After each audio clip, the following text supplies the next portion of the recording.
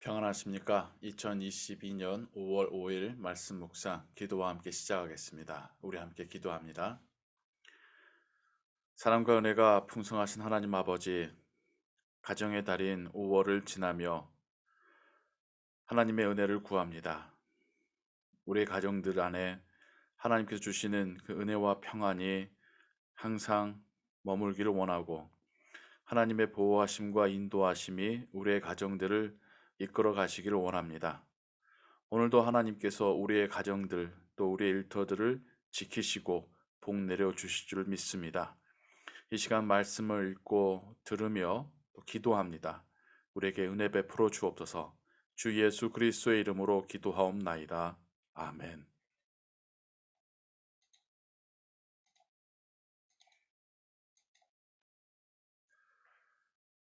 오늘 읽으실 성경은 요한복음 5장과 6장입니다. 이 시간에는 요한복음 5장 1절에서 18절까지의 말씀을 함께 읽겠습니다. 그 후에 유대인의 명절이 되어 예수께서 예루살렘에 올라가시니라. 예루살렘에 있는 양문 곁에 히브리 말로 베데스다라는 못이 있는데 거기 행각 5이 있고 그 안에 많은 병자, 맹인, 다리 저는 사람, 혈기 많은 사람들이 누워 물의 움직임을 기다리니 이는 천사가 가끔 못에 내려와 물을 움직이게 하는데 움직인 후에 먼저 들어가는 자는 어떤 병에 걸렸든지 낫게 되밀어라. 거기 38배 된 병자가 있더라.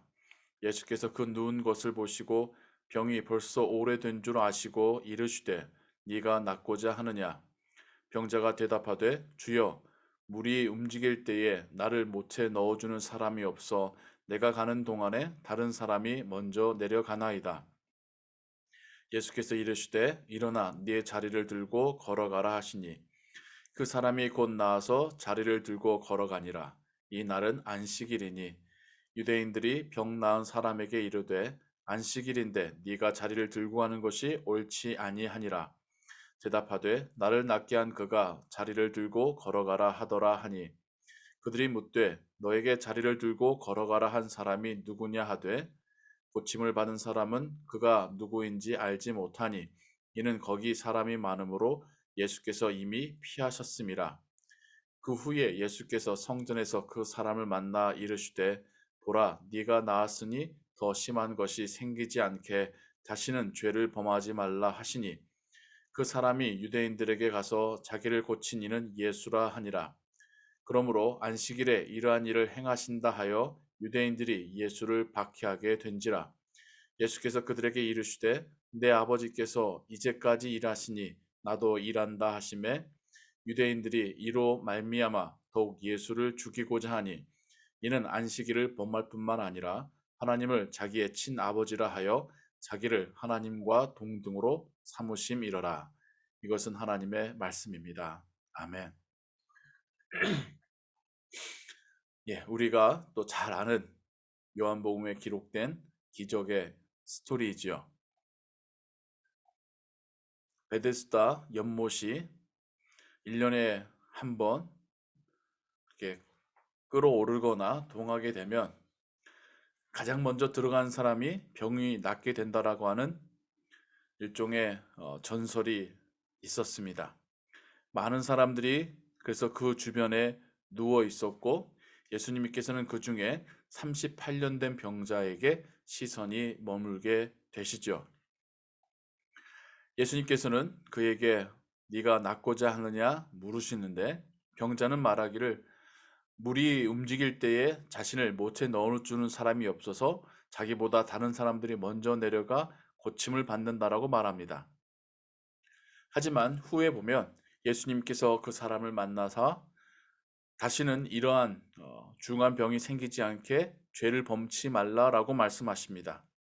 즉, 이 사람의 문제는 빨리 연못에 들어가지 못하는 것이 문제가 아니라 자신의 죄를 하나님 앞에 고하고 회개하지 않았다는 것이 문제였던 것입니다.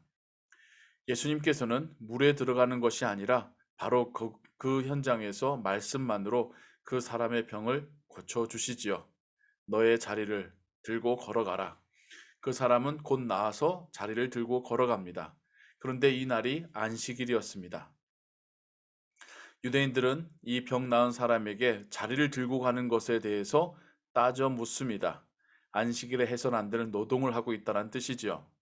그런데 이 사람이 자신을 낫게 한 사람이 이 돗자리를 들고 걸어가라 했다라면서 그에게 책임을 전가하고 있습니다. 누군지를 물은데 알지 못하죠. 하지만 다시 예수님을 만나서 예수님께서 자신을 낫게 하셨다는 것을 안 이후에는 그가 다시 유대인들에게 찾아가서 자신을 고친 이는 예수라고 말합니다. 이것은 고백이나 어떤 증언이 아닙니다. 고발입니다. 자신에게 피해가 갈까봐 예수님에게 책임 전가하고 있는 아주 못난 모습인 거죠. 안식일에 예수님께서 이 사람을 고치셨고 또 그러한 일로 인하여서 사람들은 유대인들은 더욱 예수님을 미워하고 죽이려고 합니다. 예수님은 왜 이런 사람을 안식일에 굳이 치유하셨을까요? 그를 치유했는데 마치 가룟 유다처럼 예수님께 돌아오는 것은 배신만일 뿐인데요. 그리고 그 일로 인해서 예수님을 향한 적대적인 유대인들의 적개심이 더 높아갈 뿐인데요. 우린 여기서 이런 죄인마저도 병자마저도 불쌍히 여기시는 하나님 아버지의 마음을 보게 됩니다. 그가 그렇게 예수님을 배신할 것을 예수님이 아셨음에도 불구하고 아마 아셨겠지요. 그럼에도 불구하고 그를 치유해 주십니다. 그에게 병의 문제, 치유의 문제는 빨리 연못에 들어가고의 문제가 아니라 그의 죄의 문제였다라는 것을 알려주십니다. 그리고 안식일은 하나님의 그 뜻대로 하나님이 일하시듯이 우리도 일하는 것이 맞다라는 것을 알려주고 계십니다. 진정 예수님의 그 사랑이 얼마나 깊은지를 또 생각해 보게 합니다. 또한 함께 안식일의 의미가 예식적인 날이 아니라 하나님의 뜻을 더욱 행하는 날이라는 생각을 해보게 됩니다. 안식일을 통하여 하나님께 영광 돌리고 하나님이 불쌍히 여기는 사람을 함께 불쌍히 여기고 하나님께서 주신 바의 그 복들을 주변 사람들과 나누는 것, 그것이 안식일의 참된 준행이다 라는 것을 우리가 생각해 보게 됩니다. 우리에게는 매일매일이 하나님을 예배하는 날입니다. 일주일의 6일을 세상에서 내 맘대로 살다가 하루만 교회에 와서 예배 드리는 것으로 기독교인인 것이 유지된다라고 하는 것은 큰 착각입니다. 우리의 매일매일이 하나님과 함께 살아가고 하나님께 영광 돌리고 하나님의 뜻대로 일하는 매일매일의 날이 하나님을 예배하는 날입니다. 그리고 우리가 우리의 기준으로 일하는 것이 아니라 하나님의 뜻을 묻고 하나님 기뻐하시는 일을 하는 것, 이것이 하나님께서 우리에게 바라시는 바입니다.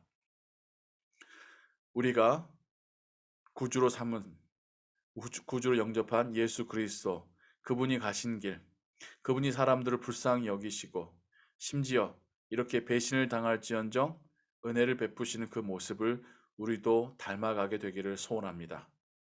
그러한 우리의 모습을 통하여 하나님은 더욱 역사하실 것이고 또 그렇게 우리가 다른 사람을 섬길 때에 그 가운데서 하나님께서 어떤 택하시고 구원하시는 이들이 하나님께로 올려질 줄을 믿습니다.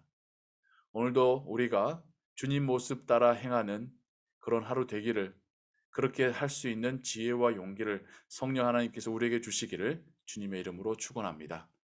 기도하겠습니다. 하나님 아버지, 38년 된 병자를 불쌍히 여기시는 예수님의 모습을 봅니다. 너무나도 긴 시간입니다. 그래서 그가 여전히 죄의 문제가 해결되지 않았음에도 그의 병을 고치시는 예수님, 그가 예수님을 고발할 것을 짐작하셨음에도 그의 병을 고치시는 예수님, 유대인들이 그렇게 싫어함에도 불구하고 안식일에 그의 병을 고치시는 예수님의 모습을 묵상합니다. 하나님의 뜻이 먼저였기에, 불쌍히 여기시는 그 사랑이 먼저였기에 예수님은 그렇게 사랑을 베푸셨고 이적을 행하셨습니다. 하나님, 우리도 예수님의 제자로서 주님의 모습을 본받기를 원합니다. 사람을 불쌍히 여기시는 하나님의 마음을 우리도 갖게 하여 주옵소서. 하나님을 기쁘시게 하고 하나님께 영광 돌리는 오늘 하루 되게 하여 주옵소서. 주 예수 그리스도의 이름으로 기도하옵나이다. 아멘. 주기도문합니다. 하늘에 계신 우리 아버지여, 이름이 거룩히 여김을 받으시오며 나라의 마옵시며 뜻이 하늘에서 이룬 것 같이 땅에서도 이루어지이다. 오늘날 우리에게 일용할 양식을 주옵시고 우리가 우리에게 죄 지은 자를 사하여 준 것 같이 우리 죄를 사하여 주옵시고 우리를 시험에 들게 하지 마옵시고 다만 악에서 구하옵소서. 대개 나라와 권세와 영광이 아버지께 영원히 있사옵나이다. 아멘. 기도 음악과 함께 기도하시고 오늘 하루의 삶도 하나님의 은혜 가운데 평안하시기 바랍니다.